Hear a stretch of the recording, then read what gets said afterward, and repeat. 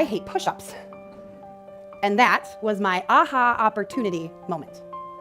Why not do something difficult that I knew I could get better at? Even if I did like 100 push-ups a day and that was the only thing I did, I would still feel rewarded by that and satisfied. And so that became my goal, 100 push-ups a day.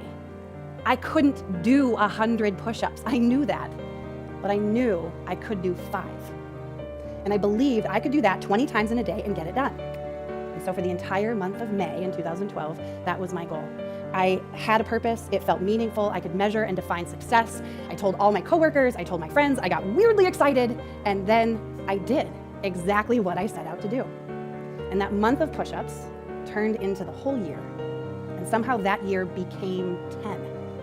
And what was 100 push-ups turned into more than 400,000 push-ups since I've started. I've been practicing a lot. And I've learned from my practice.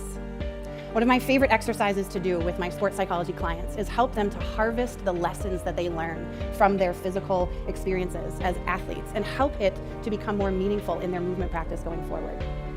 So today I've decided to harvest my own lessons from my practice of push-ups to give you the top 5 list of lessons learned from 10 years of push-ups. And rather than a drum roll, we're gonna count them out like this. Number 5, this is 3, 4, 5. Lesson number 5, let obstacles become opportunities.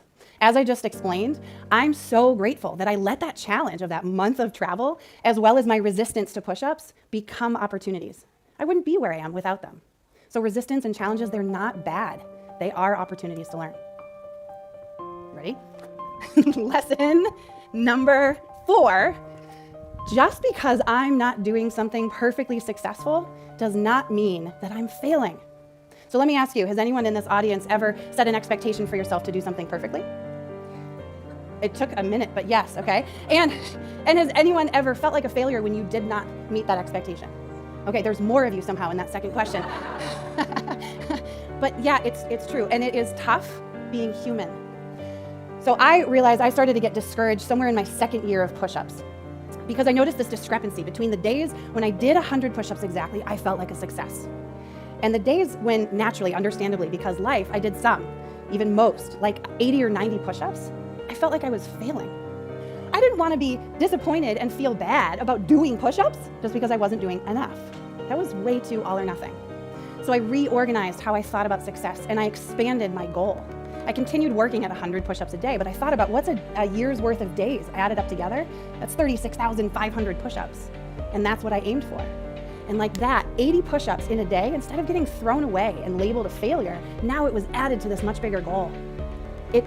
It fundamentally changed the significance that I placed on what I was doing compared to what I wasn't doing. It made it so much easier to want to keep at it day after day. Lesson number 3, motivation is directly related to meaning. So people ask me all the time, how do you stay motivated to keep doing this after all these years? And the answer actually is very simple. I continue to make it meaningful for myself. I keep framing my challenge around something that has purpose for me. So think about it. At the very beginning, I already explained to you, it's very important to me to have a movement practice. So I was motivated to get it done. And then it was meaningful to feel like my effort, all of my effort matters. And so I changed my goal to be able to work toward that. And after a couple of years, I started to build some confidence. Physically, I felt like I was getting better at push-ups and I thought that was a good thing. And so what started to matter, became meaningful, was to challenge myself. Could I do a little bit more? So I rounded that big number up to 40,000 for the year. It's so nice and round and it feels really good to work toward it. And I did it.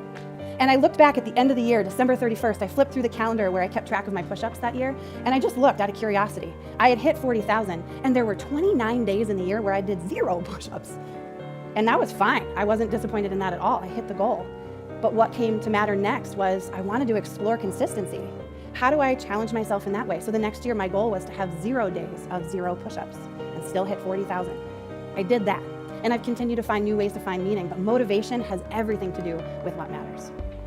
Are you keeping track? There we go. Lesson 2.